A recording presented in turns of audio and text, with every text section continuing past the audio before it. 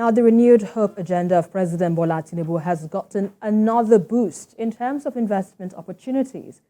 This time, President Tinubu has secured a $600 million investment to expand seaport infrastructure in the country. And the investment from a Danish shipping and logistics company will complement the 1 billion naira already being invested by the administration into seaport reconstruction across the country. Tolu, let's come to you on this because I know it is your expert, your area of specialty. What do you make of this, and how do you see this, let's say, enhancing the growth of our economy? Again, I would say President Tinubu has made himself the chief marketing officer of Nigeria, and it's very important. Before now, when we go abroad and our leaders go abroad, there's always this mindset of not making us look very, very good or very attractive, if I can use that word, among investors. But President Tinubu, from India to Kenya to now Netherlands, now Riyadh again earlier, late last year, he has been passing one particular message. And what is that message? Nigeria is open for business. And what do businessmen want? They want to bring their money and be able to take it back to their country. Assurance. That is the most important thing. And this FX thing has actually opened that door for them. You've seen the central bank sorting out outstanding debts with foreign airlines. So these international guys, they are seeing all of this. And they see that, whoa, these guys, I think they know what they are doing now. They've seen that subsidy is gone. Government borrowing and debt service is doing very, very well. Looking at the figures now. So they see that this country is alive. They are awake. If you notice, they are the ones even going to see President Tinubu. Bill Gates was there, CEO of Samsung. Because everybody now sees that this African country with this large population now has a clear drive, clear focus of where they are headed, which is investment. And that's the only way we can save this economy. By the time we down the importation that we're talking about now, then we start to export. Then all of these foreign partners come in with their FX. We have a stabilized economy. Jobs will be created. Once the economy grows, people will get out of poverty. But if the economy is not at par with if the economic growth is not at par with the population growth, we have a problem. That is what we are facing now. We are under that growth rate. So poverty, like people continue to drift into poverty by the day. That's the truth. If you go on the roads, you will see people that beg are more than before. Let's tell ourselves the truth. And this is a part of the fallout of subsidy removal, all of these policy things that along the line will start to gain whatever back. So it's really a good one. It's a good one for President Tinubu. He's been doing it. I think he needs to keep doing it so that all of this translates to naira and kobo at the end of the day. That's about what I want to talk about, because that's what majority of Nigerians want to understand. How will it affect the ordinary Nigerians? So this investment now, what will it translate to? Are we going to see more jobs? There are various sectors of the economy where all of these people are looking at. Technology is one of it. When you talk tech, you talk youth. Not even the adults now are so interested in tech. Agricultural sector is another space where they are putting their hands into. President Tinubu is letting them understand that please come in and invest in all of this. So one way or the other, once these investments come, they must trickle because the jobs will be created. People will be busy. People will have things to do. People will leave all those places that are oversaturated. People will look at other things, try to do other kind of businesses. Because when there are opportunities, I tell you, for example, apart from this hike in electricity tariff, if we have stable power supply, some people will stop 8 to 5 jobs. They will do their own thing. People have business mindsets in this country. People are resilient. People are dogged in this country. They have ideas, but they don't have. If you see how much, okay, for example, you're a business person and you started buying diesel this year at 300 naira and you bought as much as 1,900, 1,800. What sort of profits do you want to make? So all of these things are working together. That's why they say fiscal and monetary side. They are all giving us that handshake. And I think that it's a right step in the right direction. Investments must come. The way foreign countries look at your country says a lot about your country. And that perception, I think it is changing. BKO, what's your perception on this? And how do you think, our country right now can leverage on the opportunities that is before us? Seeing that the president has been the country's #1 marketer. Honestly. He set out from the beginning to try and open Nigeria to the rest of the world.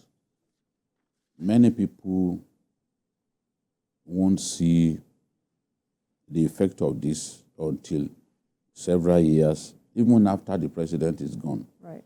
because these investments will come in, but they won't come in suddenly. It takes time for you to begin to see the benefits.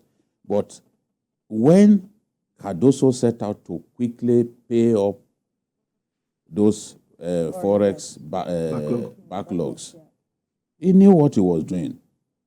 And he knew that the president was clear about that. The president went to Qatar and said, look, if you come to do business in our country, you will be able to repatriate your funds. If you made that kind of promise and you are still owing airlines and other people, banks, you do not send the right message to foreign businesses. They have to see you actualize that desire. And the president did that. He got the CBN to clear those forex backlogs.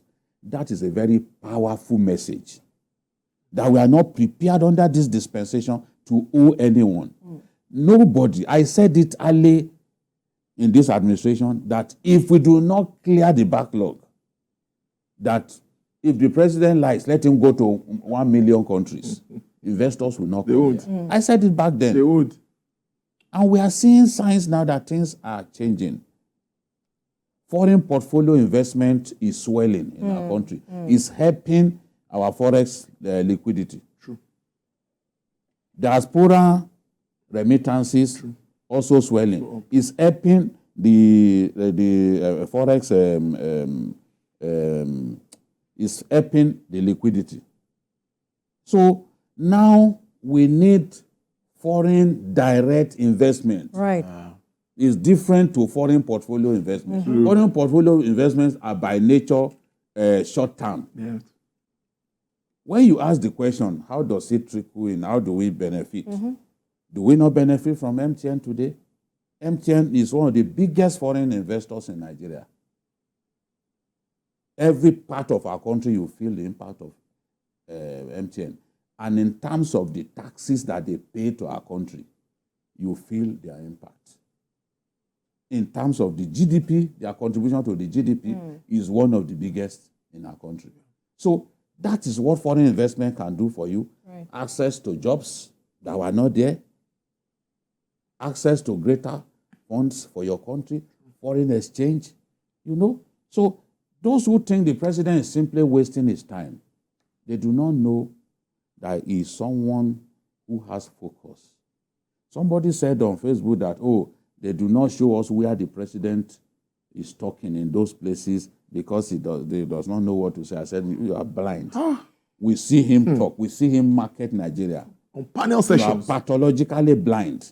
So you will not see how this man, the time that he spends engaging those people. It's not a question of just sitting down for photo opportunities. You have to engage them. Yes. And a lot of them are not easy to convince. Right. The UAE people, for example, they needed to be sure that we'll make some concessions, we'll give some guarantees before they can say, okay, Emirates, come to Nigeria. I predicted at that time that it won't happen immediately. But we'll get there. As long as we create the environment for foreign businesses to thrive in our country, we will certainly get there. And the president is focused. That is where he is headed. By the time we have a lot of these foreign companies coming into our country, coming to do business. Look at Maersk, for example. A country that got a profit of 51 billion, and in excess of 51 billion in 1 year. That's one of the biggest companies in the world. It's ranked 174 in the world in terms of its size. And when it comes to port infrastructure, everyone talks about you see their containers. There are containers everywhere. You are not going to see any other company with far more containers like them. The president has negotiated with them to help us in terms of port infrastructure. So progress is being made. Nigerians may not see it in terms of naira and kobo, but the gains will be manifest in the years to come. This president will not be there forever, but he's setting the right path. I mean, he's setting us on the right path to economic growth and economic prosperity. And that's what we want to see. Well, let's hope that we get to see that too on time, as they say. Well, let me just leave it at that. But let's hope for patience all the same. Well, let's quickly have our next discussion. And we understand, well, let's quickly go on a very quick break and return.